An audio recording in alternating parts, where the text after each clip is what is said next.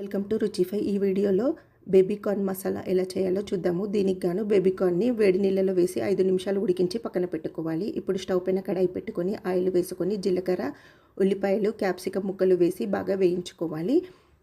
ఒక మిక్సీ జార్లో టమాటాలు, జీడిపప్పు వేసి మెత్తగా మిక్సీ పట్టుకొని పక్కన పెట్టుకోవాలి. ఉల్లిపాయలు వేగిన తర్వాత అల్లం వెల్లుల్లి పేస్ట్, పసుపు వేసి కలుపుకొని దాంట్లో టమాటా మిశ్రమం కూడా వేసుకొని మూత పెట్టి మగ్గించుకోవాలి. ఇప్పుడు ఒక బౌల్లో 2 స్పూన్ల వరకు పెరుగు, రుచికి సరిపడా కారం, ఉప్పు, ధనియాల పొడి, జీలకర్ర పొడి వేసి కలుపుకొని పేస్ట్ లాగా చేసి పెట్టుకోవాలి.